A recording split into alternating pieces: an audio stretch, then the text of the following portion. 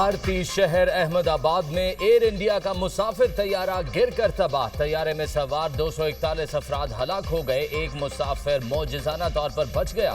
مسافر نے طیارے کے ایمرجنسی گیٹ سے چھلانگ لگائی۔ بھارتی میڈیا کے مطابق بچنے والا مسافر معمولی زخمی ہوا، خود چل کر ایمبولینس میں گیا۔ زندہ بچ جانے والے مسافر کا نام وشواس کمار ہے۔ سیٹ نمبر 11A تھی۔ مسافر نے بتایا کہ سب کچھ بہت اچانک ہوا۔ اڑان بھرنے کے 30 سیکنڈ بعد طیارہ گرا۔ طیارہ اڑان بھرنے کے کچھ دیر بعد ہی 625 فیٹ کی بلندی سے ہاسٹل کی عمارت پر گرا۔ عمارت میں موجود 3 ڈاکٹر سمیت 12 افراد ہلاک، 45 زخمی ہوئے۔ طیارے میں عملے کے 12 ارکان سمیت 242 افراد سوار تھے۔ سابق وزیر اعلیٰ گجرات وجے روپانی بھی طیارے میں سوار تھے۔ طیارے میں 11 بچے بھی سوار تھے۔ 53 برطانوی شہری، 1 کینیڈین اور 7 پرتگالی مسافر سوار تھے۔ بھارتی طیارہ حادثے پر بادشاہ چارلس اور ملکہ کا گہرے دکھ کا اظہار۔ برطانوی وزیر اعظم کیئر سٹارمر کا دکھ اور افسوس کا اظہار اور لواحقین کو مکمل تعاون کی یقین دہانی۔ طیارہ حادثہ احمد آباد ایئرپورٹ پر پروازیں بحال کر دی گئیں۔ بھارتی وزارت ہوابازی کا کہنا ہے کہ فلائٹ سیفٹی کے ضوابط کا خیال رکھا جا رہا ہے۔ حادثے کے بعد سردار پٹیل انٹرنیشنل ایئرپورٹ کو تمام پروازوں کے لیے عارضی طور پر بند کیا گیا تھا۔ ایئر انڈیا کے چیئرمین این چندر شیکھرن نے حادثے کو المناک سانحہ قرار دیا۔ متاثرہ خاندانوں سے تعزیت کی۔ ایئر انڈیا کا بوئنگ 8-787 ڈریم لائنز طیارہ احمد آباد میں گر کر تباہ۔ بوئنگ کمپنی کے شیئرز میں شدید گراوٹ۔ پری مارکیٹ ٹریڈنگ میں بوئنگ کے شیئر 7.8% کم ہو کر $197.3 پر آ گئے۔ احمد آباد حادثے پر پاکستانی قیادت کا بھارتی عوام سے اظہار یکجہتی۔ وزیر اعظم شہباز شریف کا بھارت میں طیارہ حادثے پر اظہار افسوس، متاثرہ خاندانوں سے اظہار تعزیت، ہلاک افراد کے لواحقین سے دلی ہمدردی کا اظہار۔ کہا یہ سانحہ انتہائی دلخراش ہے، دکھ کی اس گھڑی میں بھارتی عوام کے ساتھ ہے۔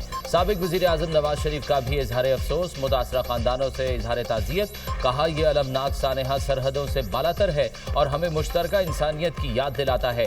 نائب وزیر اعظم اسحاق ڈار کا انسانی جانوں کے ضیاع پر اظہار افسوس، ہلاک افراد کے اہل خانہ سے ہمدردی کا اظہار۔ Chairman Peoples Party Bilawal Bhutto کا اظہار افسوس، بھارت کے عوام سے دلی تعزیت کا اظہار کیا۔ وزیر اعلیٰ پنجاب مریم نواز کا مسافروں کی ہلاکت پر دکھ اور افسوس کا اظہار۔ سوگوار خاندانوں سے اظہار ہمدردی۔ کہا ہلاک مسافروں کے ورثاء کے غم میں شریک ہیں۔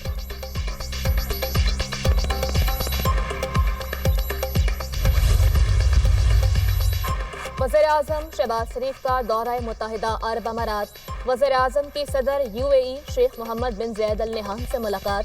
دو طرفہ تعاون، علاقائی پیش رفت پر تبادلہ خیال۔ پاکستان اور UAE کے درمیان اقتصادی اور ترقیاتی تعاون بڑھانے پر اتفاق۔ پاکستان میں اماراتی سرمایہ کاری بڑھانے پر بھی گفتگو کی گئی۔ خطے اور عالمی امور پر بھی تبادلہ خیال۔ امن اور استحکام کی کوششوں پر زور۔ وزیر اعظم نے پاکستان کے لیے امارات کے تعاون اور ترقیاتی منصوبوں کو سراہا۔ وفاقی وزراء اور فیلڈ مارشل سید عاصم منیر بھی وزیر اعظم کے ہمراہ۔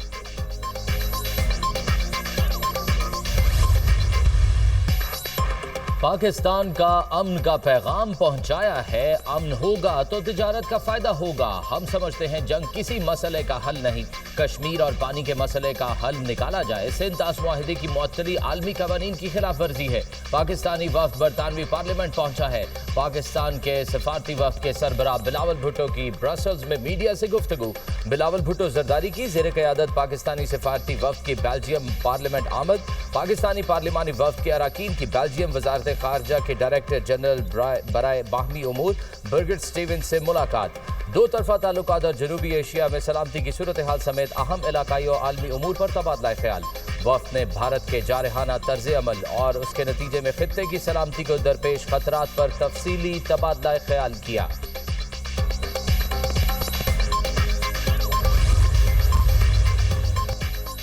مشرق وسطی پر جنگ کے بادل منڈلانے لگے۔ جنگ چھڑی تو امریکی فوجی اڈوں کو نشانہ بنائیں گے۔ ایرانی وزیر دفاع عزیز ناصر زادے نے امریکہ کو خبردار کر دیا۔ کہا امید ہے مذاکرات کے مثبت نتائج نکلیں گے۔ جنگ مسلط کی گئی تو دشمن کے نقصانات کہیں زیادہ ہوں گے۔ حملے کی صورت میں امریکہ کو اس خطے سے نکلنا پڑے گا۔ امریکی صدر ڈونلڈ ٹرمپ کا کہنا ہے کہ ایران کے ساتھ جوہری معاہدے کی امید دم توڑ رہی ہے۔ جنگ کا خطرہ بڑھ رہا ہے۔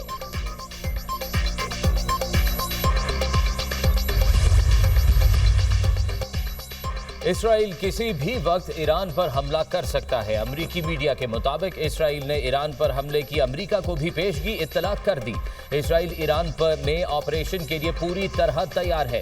دوسری جانب امریکی وزیر دفاع نے فوجیوں اور ان کے اہل خانہ کی حفاظت کو یقینی بنانے کے لیے بحرین، عراق اور کویت سے غیر سفارتی عملہ واپس بلانے کی منظوری دے دی۔ امریکہ کا مشرق وسطیٰ سے سفارتکاروں، فوجی اہلکاروں کے انخلاء کا فیصلہ۔ امریکی محکمہ خارجہ نے ٹریول ایڈوائزری بھی جاری کر دی۔ سینٹ کام کمانڈر جنرل مائیکل کوریلا نے کشیدگی کے باعث سینٹ میں اپنی بریفنگ ملتوی کر دی۔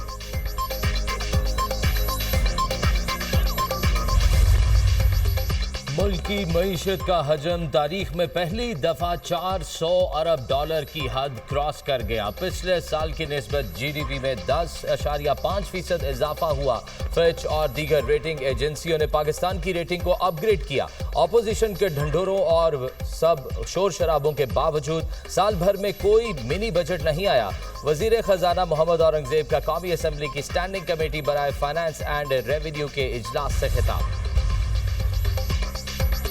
وزیر اعظم کا chairman, deputy chairman senate, speaker اور ڈیپٹی اسپیکر قومی اسمبلی کی تنخواہوں میں اضافے کا نوٹس۔ شہباز شریف نے اسپیکر اور چیئرمین سینیٹ سے رپورٹ طلب کر لی۔ رپورٹ کی روشنی میں وزیر اعظم اسپیکر اور چیئرمین سینیٹ کی تنخواہوں میں اضافے پر فیصلہ کریں گے۔ وزیر دفاع خواجہ آصف کی اسپیکر اور چیئرمین سینیٹ کی تنخواہوں میں اضافے کی مخالفت۔ کہا اسپیکر، ڈیپٹی اسپیکر کی تنخواہ اور مالی مرات میں بے تحاشا اضافہ مالی فحاشی کے زمرے میں آتا ہے۔ عام آدمی کی زندگی کو ذہن میں رکھیں، ہماری تمام عزت اور آبرو عام آدمی کی مرہون منت ہے۔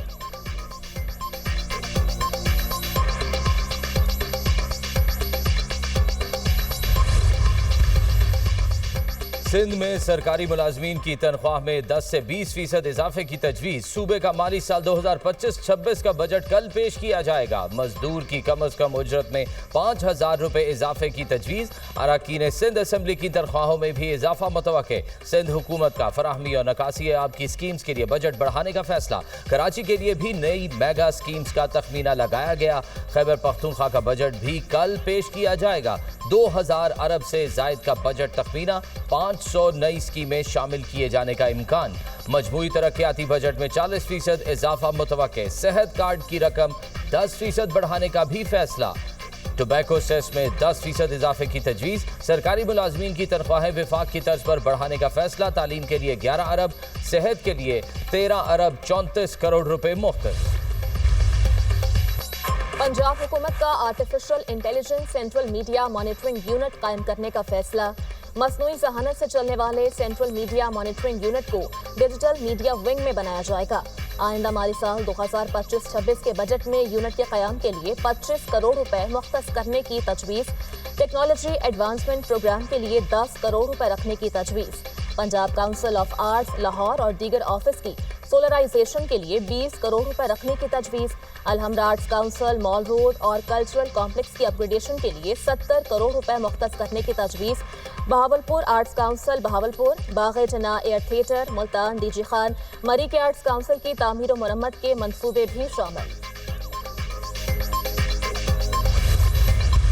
وفاقی حکومت کا بجٹ جو ہے وہ آپ نے دیکھ لیا ہے، جس کے اندر لوگوں کو ریلیف دیا جائے، تنخواہ دار طبقے کے لیے بہت سارا ریلیف ہے، اور پنجاب کا بجٹ بھی جو ہے وہ مکمل طور پر ٹیکس فری بجٹ ہوگا۔ نئے ٹیکس لگانے کی بجائے جو لوگ ٹیکس نہیں دیتے ان لوگوں کو جو ہے وہ ٹیکس نیٹ میں لانا چاہیے۔ مریم نواز صاحبہ کے ہوتے ہوئے جو ہے پنجاب کے عوام کو کوئی تکلیف نہیں ہو سکتی۔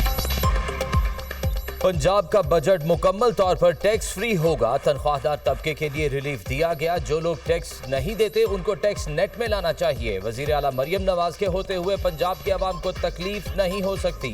پنجاب ترقی کر رہا ہے، خواہش ہے دوسرے صوبے بھی ترقی کریں۔ وزیر اطلاعات عظمیٰ بخاری کی پریس کانفرنس۔ وزیر تعلیم رانا سکندر حیات کا کہنا ہے پنجاب میں اسکولوں سے باہر 56 لاکھ بچوں کو سرکاری اسکولوں میں لایا گیا۔ پنجاب میں 1,25,000 اساتذہ کی کمی تھی، ہم اساتذہ کی کمی کو 30,000 پر لے آئے ہیں۔